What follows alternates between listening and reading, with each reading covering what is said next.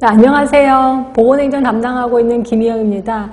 예전에 어떤 분이 이런 말씀을 하시더라고요. 보건행정 뭐 이런 학문이 다 있습니까? 이런 과목이 다 있습니까? 이러면서 감탄하시더라고요. 너무 쉬워서? 아니요. 말도 안 되게 어려워서. 그러셨던 분이 1년 공부를 딱 하고 나서 제일 쉬웠던 게 보건행정이다 라고 얘기를 하시더라고요. 결국 그분은 보건행정 만점을 받으셨습니다. 자, 이게 뭔 소리냐면요. 보건행정은 진짜 어려워요. 왜? 우리가 평상시 사용하지 않는 용어들이거든요.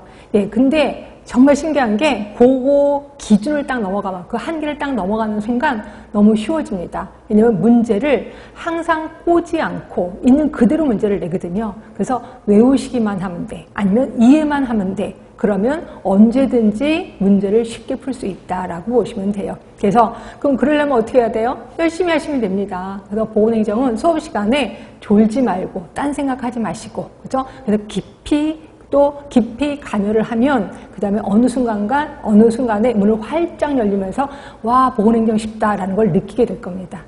자, 일단 본격적인 수업 들어가기 전에 그러면 과거에는 어떤 문제가 나왔는지 한번 훑어볼 거고요. 그리고 저랑 수업하면서 어떤 방식으로 수업을 하게 될 건지 이것도 간단하게 소개를 좀 시켜드리겠습니다. 자, 보겠습니다. 자, 보시면 작년에 올해 공개된 문제를 좀 정리를 해봤거든요.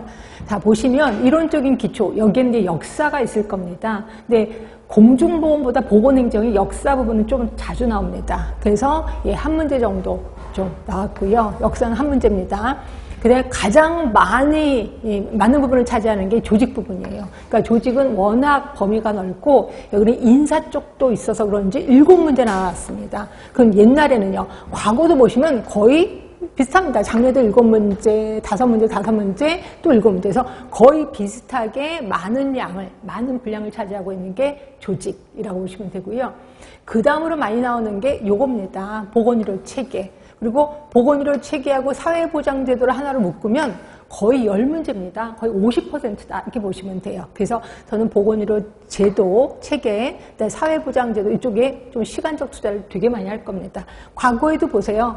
조금 많이 나온 부분이 이쪽 부분이다. 이렇게 생각하시면 될 것 같고, 그다음에 원래 기획과 정책이 과거에 보면 문제가 좀 많이 나왔거든요. 근데 이번에 하나도 문제가 안 나왔습니다. 또 이 부분에 대해서 아니 그럼 보건행정은 어디 갔어? 보건행정의 거의 하이라이트가 기획과 정책인데 이 부분이 하나도 안 나왔다. 그렇다고 앞으로도 계속 안 나올 거다라고 생각하시면 안 돼. 이 부분이 난이도를 결정하는 데 딱 중요한 문제가 이쪽 부분이거든요. 그렇죠? 그다음에 이제 경제 부분, 그래서 이제 예산 부분이 한 문제 나왔습니다. 한동안 예산 부분이 한 번도 문제가 안 나오다가, 그래서 저도 예산 부분을 강의하지 말까 이런 생각을 하다가 이제 슬슬 문제가 나오기 시작한 게 벌써 한 5년 정도 됐네요. 이 정도로 시험 문제가 나옵니다. 한 문제, 두 문제 이런 식으로. 그러니까 경제, 특히 예산 부분도 무시하면 안 되겠구나. 그런데 보건사업론, 요게 이제 헬스 플랜 2030 워낙 유명한 계획서잖아요. 그래서 그런지 요 시험 문제 나왔었고요.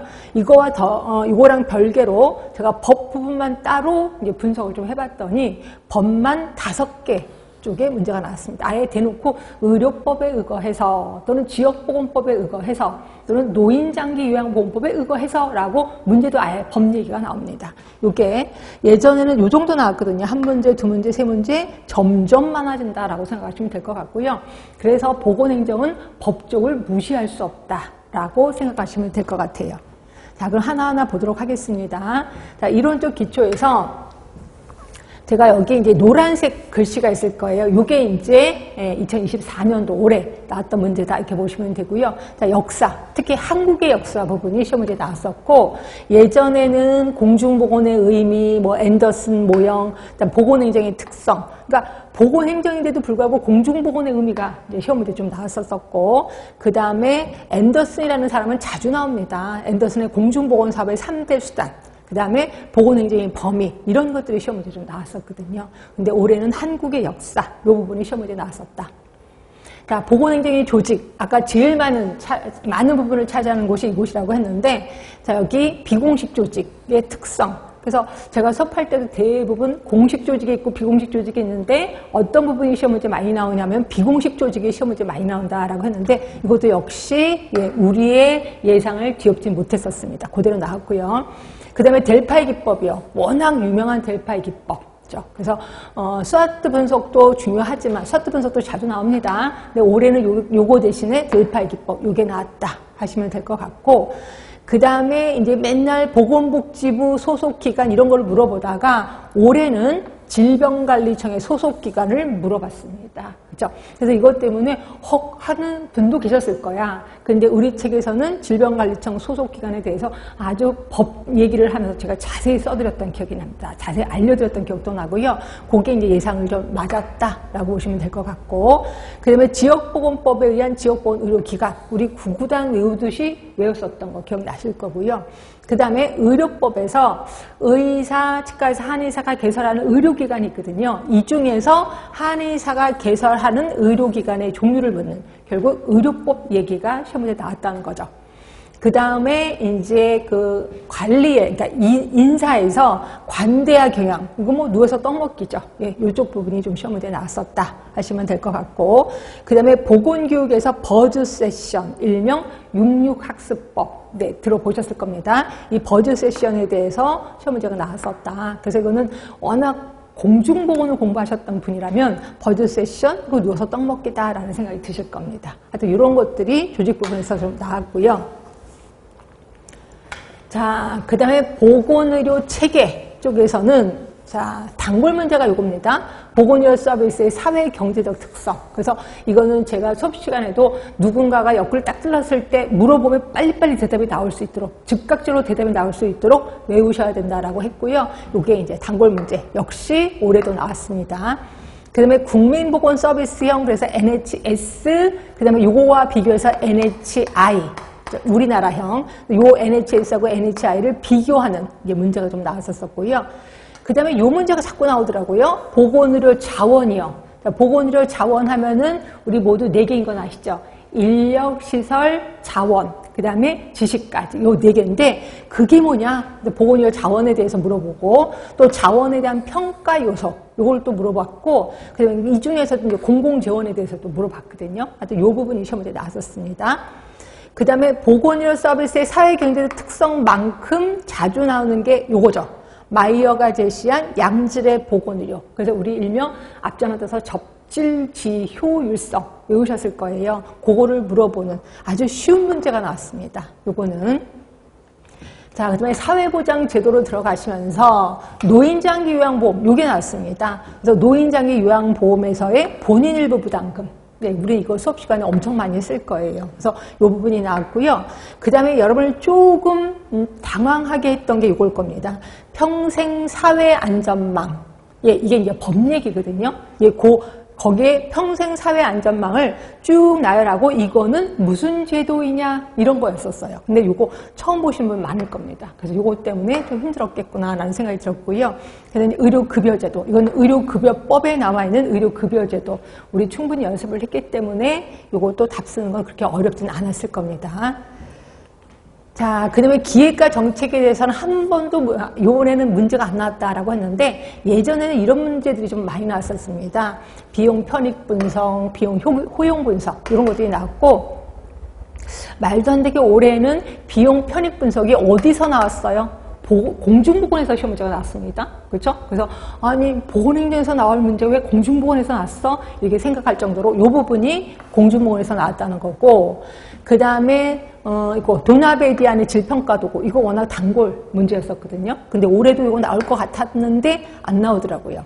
그 다음에 이제 합리 모형, 최적 모형. 원래 기획의 거의 하이라이트잖아요. 이것도 이번에 시험 문제가 나오진 않았고, 그 다음에 이제 우선순위 원칙에서 우리 블라이언트, BPRS 공식 기억하시죠? NIBP, 황금 다이아몬드 방법 이런 것들이 과거에 기출이 됐었다. 근데 올해는 하나 또 제출이 안 됐습니다. 그다음에 로이가 제시한 정책 유형을 대놓고 물어보는 문제도 굉장히 있었었는데 올해는 나오진 않았다. 자, 다음 이제 경제 쪽입니다. 경제 쪽에서는 예산의 원칙이요. 얘는 뭐 워낙 단골이잖아요. 그래서 예산의 원칙은 당연히 외워야 된다. 특히 구구단 외우듯이 외우라고 했었던 거 기억나실 거고 이게 시험에 나왔었습니다. 자, 그거 말고 이제 이게 보시면 준예산, 그 다음에 예산 불성립 시 예산의 종류. 그리고 이 중에서 의료비 증가 요인은 뭐 시험 문제 자주 나오는 거고요. 그래서 요거는 당연히 외우셨어야 되는 거고, 그 다음에 보건복지부 소관 기금에 대해서 또 작년인가요? 여기 한번 물어보는 문제가 나왔었을 겁니다. 그래서 예산에, 특히 경제에 대해서는 예산 쪽에 좀 포커스를 두시는 게 좋습니다. 근데 되게 많이 여러분들이 좀 힘들어 하셔서 하여튼 요거 설명할 때 제가 아주 천천히 진행을 좀 하도록 하겠습니다. 그 다음에 이제 보건사업론에는 당연히 헬스플랜 2030. 얘는 뭐 나올 게 나왔습니다. 헬스플랜 2030은 몇 년간 우려먹을 겁니다. 워낙 중요하기 때문에. 그래서 올해도 또 시험도 좀 나왔다 하시면 될 것 같고, 요게 이제 건강증진이잖아요. 근데 건강증진과 양대 산맥을 이루는 게 1차 보건의료거든요. 그래서 예전에는 1차 보건의료에 4가지 A를 묻는 질문이 있었습니다. 그 다음에 역시 보건행정에서도 법정 감염병을 묻는 질문이 좀 나왔었거든요. 근데 올해는 나오진 않았습니다. 그 다음에 당연히 국민건강증진법 얘기가 나올 거고요. 근데 이것도 역시 올해는 나오지 않았다. 이렇게 보시면 될 것 같아요. 자, 그리고 그래서 아까 제가 법을 따로 분석을 했다라고 했잖아요. 자, 올해 의료법 나왔습니다. 의료법, 지역보건법. 얘는 워낙 단골이기 때문에 이건 좀 나올 법 했었고, 노인장기요양보험법, 그 다음에 사회보장기본법. 이게 문제입니다. 사회보장기본법을 제가 아예 따로 띄어서 나중에 시간을 내서 좀 집중적으로 좀 들어가야 될 것 같아요. 이 부분이 자꾸 시험 문제에 나오거든요. 사회보장기본법이. 그 다음에 의료급여법. 결국 의료급여법이나 노인장기요양보험법, 지역보건법, 의료법은 원래 단골로 좀 나옵니다. 그래서 좀 보면 되는데 이 사회보장기본법은 좀 우리가 깊게 들어가야 되겠구나라는 생각이 좀 들었습니다. 자, 총평하겠습니다. 여전히 단골 문제는 단골로 나옵니다. 그리고 주기를 타는 문제가 있어요. 근데 그 주기가 길어요. 7년 주기, 어떤 건 10년 주기. 10년 전에 이런 문제 나왔대. 그래서 어떨 때 딱 보면 10년 전께 기출문제 보고 저도 소름이 끼칩니다. 와, 10년 전에 똑같은 문제가 나왔네. 예, 그렇게 주기를 타는 문제가 있다. 근데 그 주기가 좀 길다. 이렇게 보시면 되고, 결국 과거의 기출문제도 무시하면 안 되겠다. 이런 생각이 좀 들었습니다. 그 다음에 처음 접하는 문제도 나옵니다. 이때 처음 접하는 문제가 대부분 법 얘기 쪽이 좀 나와서 이게 보건행정 하시는 교수님들이 법을 강의하시는 분이신가 보다라는 게 좀 감이 잡혔습니다. 결국 최근 5년 동안의 난이도를 보시면 물론 처음 접하는 문제도 있지만 전체적으로 보면 중하입니다. 중하. 그래서 아까처럼 이 보건행정이 무조건 어렵다고 생각하는 사람한테는 말도 안 되는 결정이라고 얘기하겠지만 아니야. 보건행정을 좀 공부하신 분들은 쉽게 나왔네. 그래서 답을 쓸 때도 쉽게. 근데 그 중에 하나만 좀 낯설다라는 생각이 좀 들 정도다. 이렇게 보시면 돼요. 그래서 이렇게 평이한 문제가 출제되었다라고 보시면 될 것 같고요. 자, 그러면 저는 수업을 어떤 식으로 할 거냐면, 자, 일단 제가 이제 수업을 할 때 제일 처음에 이제 오늘 요번 시간에 배울 내용을 쭉 나열을 할 겁니다. 칠판 구석에다 이제 오늘 이런 거 요번 시간에 배울 겁니다. 라고 하면서 이 중에서 뭐를 좀 신경 써야 되고 뭐를 좀 주의해야 된다라고 전체적인 전체적인 프레임을 먼저 알려드릴 겁니다. 이때는 책을 보진 마시고요. 그냥 머릿속으로 이렇게 보기만 하세요. 저는. 그래서 머릿속으로 정리를 하는 거야. 이런 걸 볼 건데 여기에는 뭐를 좀 신경을 쓰고 이런 거는 무시해도 되고 이런 걸 잘 전체적으로 한번 교통 정리를 좀 하시면 되고요. 그리고 나서 제가 자, 책을 볼게요 라고 얘기를 합니다. 그러면 책을 보면서 제가 줄을 칠 거예요. 조금 전에 전체적으로 설명한 거를 다시 줄을 치기 때문에 2번 반복을 하게 되는 거죠. 그래서 구체적인 내용을 알기. 그 다음에 또 하나는 이제 이렇게 해서 했어. 그럼 이거를 또 빨리 상기를 시켜야 되거든요. 리마인더라고 해서 배운 것을 상기시키기, 어떻게 상기시키는 건데 제가 수시로 상기시킬 거예요. 그래서 아까 뭐 배웠죠? 아까 제가 뭐라고 했는데 누구였죠? 계속해서 물어볼 겁니다. 이럴 때 빨리 대답을 해주셔야 돼. 왜냐하면 암기라는 건요. 딱 외우고 1시간 뒤에 50%가 날아가 버리는 거 아시죠? 그러니까 날아가 버리기 전에 다시 한번 마인드를 시켜. 그러면 이게 좀 오래 갑니다. 결국 제가 요구하는 건 뭐예요?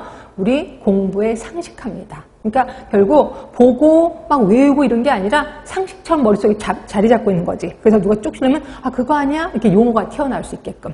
이게 보건행정가의 마인드라고 생각하시면 됩니다. 그래서 자꾸 상기를 시킬 겁니다. 언제 상기시키냐면 수업 중 내내 상기를 시킬 겁니다. 그러니까 그때마다 대답을 잘 해주셔야 돼.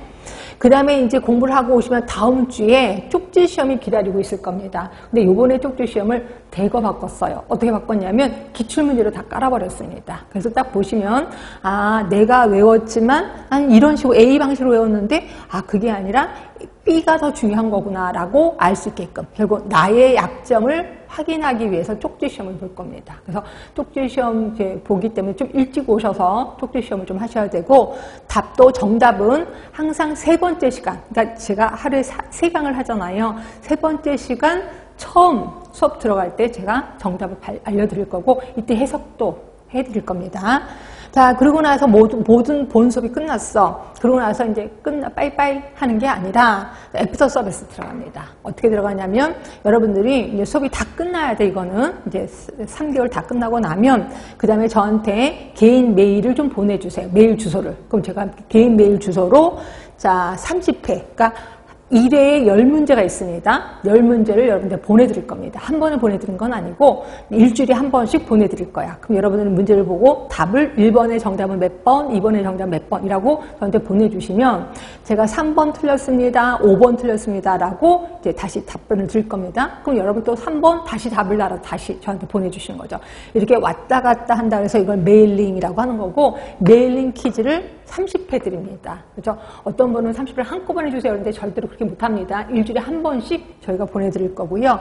자, 그리고 나면 실력 유지는 어떻게 해야 될까요? 자, 여기 우리 책에 보시면 QR코드 있거든요. QR코드를 찍으면 거기에 또 제가 거기서 강의하고 있을 겁니다. 그래서 혹시라도 이쪽 분이 잘 모르겠는데 기억이 안 나는데 QR코드 찍으면 거기서 또 다시 제가 실시간으로 강의하는 거 동영상을 볼 수가 있으니까 그거 보시면 되고 그 다음에 제가 이제 쪽지 시험 하면서 파이널 테스트 겸 가로놓기를 거기다 또 집어넣을 거예요. 가로놓기의 단어는 꼭 기억을 해 두시라고. 네, 그런 걸 갖고 실력을 유지하도록 해야 된다라고 보시면 돼요. 자, 이렇게 함에도 불구하고 궁금한 게 있을 거예요. 물론 실강 듣는 분들은 그때그때마다 오셔서 저한테 물어보시면 되는데 저는 동영상 듣는데요. 그러면 질문할 수 있는 방법이 없을까요? 네, 그럴까 봐서 준비했습니다. 우리 학원에서 운영하고 있는 진동 카페, 그 네이버 카페 들어가셔서 이제 진동 카페에 들어가시면 거기에 제 이름이 있습니다. 김희영의 전공 해결이라고 있습니다. 여기에 클릭하셔서 질문을 하시면 거짓말 조금 보태서 그 즉시 제가 답변을 드릴 겁니다. 근데 밤에는 그 즉시가 돼요. 뭐 예를 들어 새벽 1시에 질문을 달면 저는 기분 좋습니다. 왜냐하면 새벽 1시에 여러분 공부하고 있다는 거잖아. 그래서 저는 아이고 기특해라 이러면서 답변을 달아드릴 겁니다. 근데 낮에 질문을 하잖아요. 그럼 제가 이게 강의가 좀 있습니다. 그럼 강의를 하다 보면 질문에 답변을 못 달 수도 있어요. 그러니까 조금만 참으시면 하루 이내에 하루가 지나기 전에 답변을 달도록 하겠습니다. 이런 식으로 해서 여러분이 조금이라도 궁금한 게 있으면 얼른 문제를 해결해야 돼. 그냥 그러려니 하고 해석하다 보면 인생이 끝난다라고 보시면 됩니다. 자, 그럼 본격적으로 우리 수업 들어가도록 하겠습니다.